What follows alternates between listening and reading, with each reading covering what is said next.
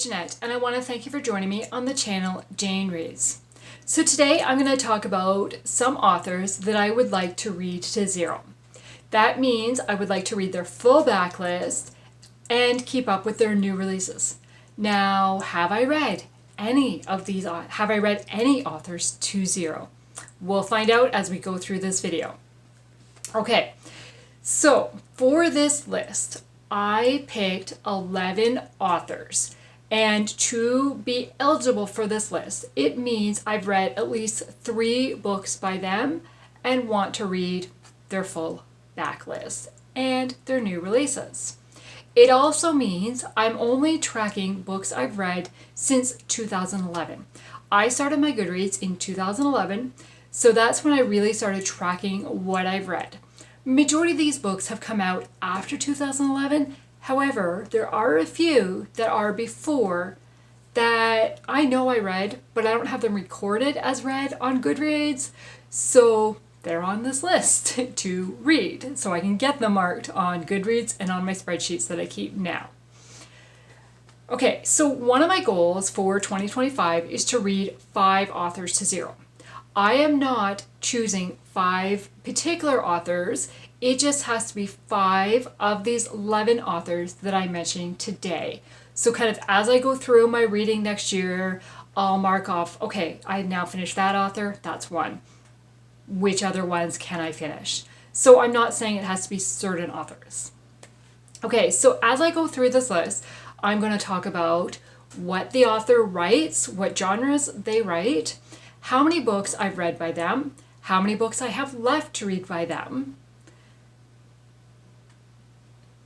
and do they have a new release coming out? Okay, so because of the way my brain works, I'm going alphabetical by author last name. That's just the easiest way for me to track this. So the very first author is Terri Blackstock. Terri Blackstock had been a favorite author of mine for years. And she is an author that has books prior to 2011 that I have read that I do not have marked as read on Goodreads. But I am working on fixing that. Okay, Terri Blackstock writes primarily mystery suspense. As we get into kind of newer books, they're really romantic suspense.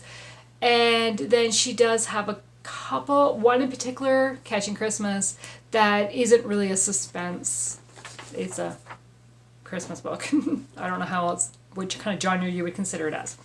Okay, so for Terri Blackstock, I have read 33 of her books. As I said, she's been a favorite author for years. Like, I remember reading her in college.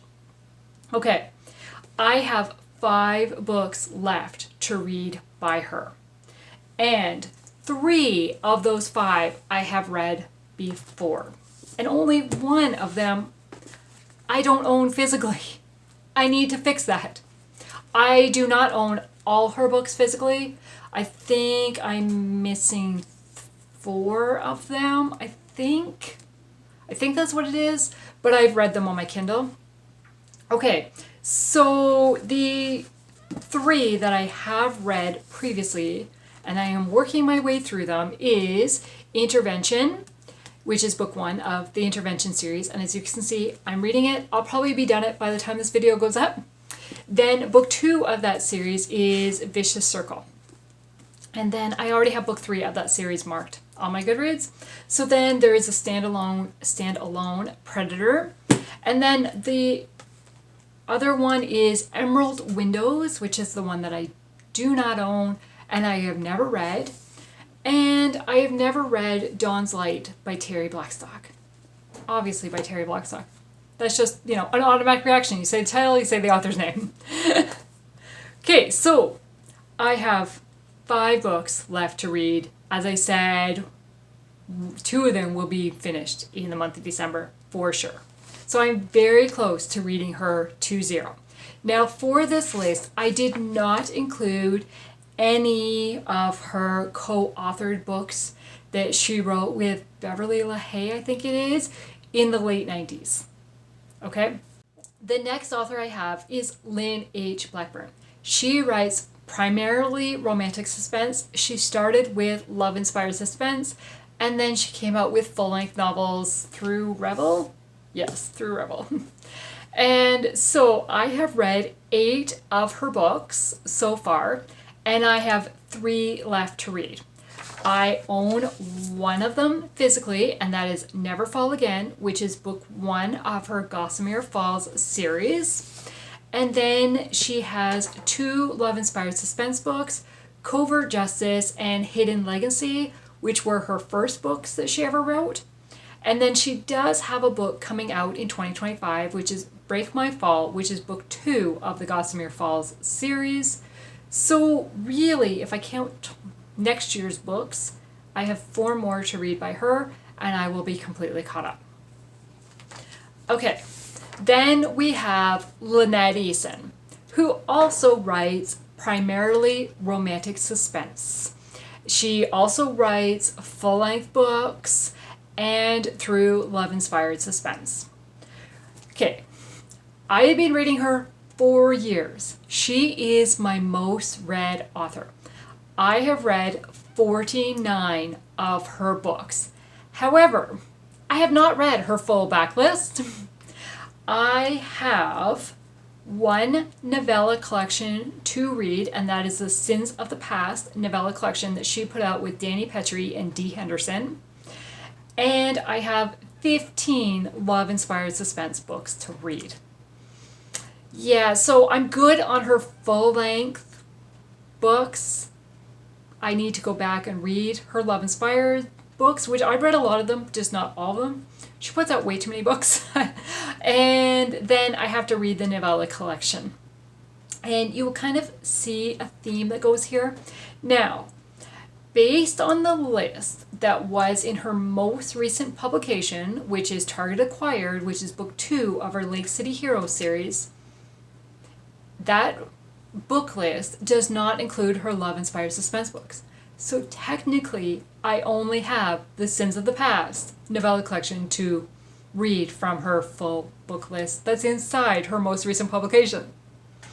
Now, because I know she has books on with love-inspired suspense, and I read love-inspired suspense, I would like to read them all. And I do own a good number of them on my Kindle.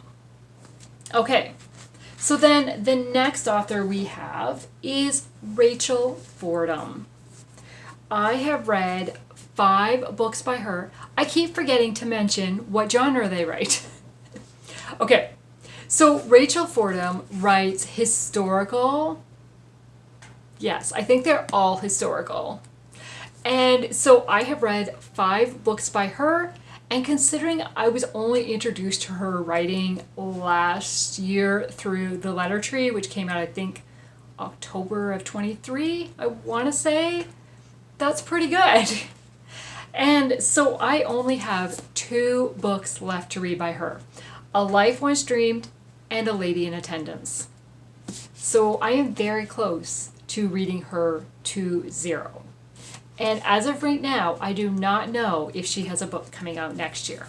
So she's a very high possibility. So the next author is Amy Lynn Green. She writes primarily historical. I have read 3 books by her, and I only have 1 book left to read. So she has the smallest list currently, right now, out of all the authors I'm mentioning. And that 1 book I have left to read is her newest release, which came out, I want to say February of 24, March, sometime in the spring. And that is the Foxhole Victory Tour. So eventually I will get that one. And so I'm very close to reading her to 0 until she has a new release coming out. Okay, then the next author is Irene Hannon. She writes romantic suspense and contemporary romance. Now, her romantic suspense is my favorite of the 2 genres.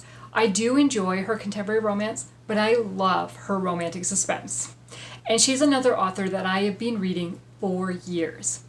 I have read 32 books by her. Yep, 32.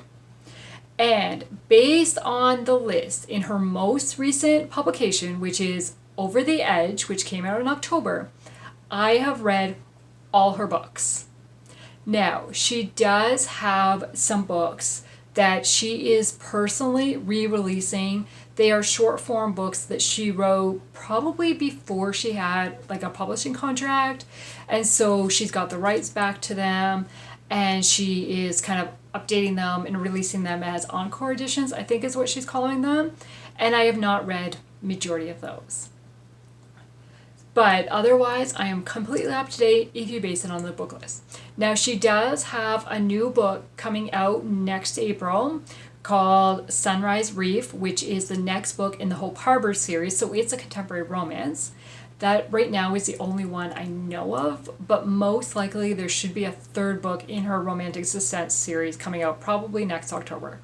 But I don't know for sure. That's a total guess. So as of today, I am completely caught up on Irene Hannon. So if I read Sunrise Reef next year when it comes out, then she could be an author that I have read to zero until her next book comes out. Then we have Liz Johnson. So for Liz Johnson, she writes primarily contemporary romance. A lot of her books, I found her because they were set in Prince Edward Island. She is also in the past written for Love Inspired, but I think I have a couple of Love Inspired on my list to read. So I've read a few of them, and I have a couple to read. So for her, I have read 13 books, and I have 4 to read. Now, out of those 4, one of them is a novella. So I have her most recent release, which is Meddling with Mistletoe, to read, which is part of her Prince Edward Island Dreams series. It just came out in September. Then I have the novella that's inside the Royally Yours novella collection that she wrote with a couple other authors. And then I have 2 love-inspired titles, which are Hazardous Holiday and Christmas Captive, which are books, I want to say 4 and 5 of a series that she was writing. I think it's 4 and 5. But I've read the first part of that series, so I just need to finish them with those 2 books. So really, I think Meddling with Mistletoe is the only full-length book. The other 3 are novellas.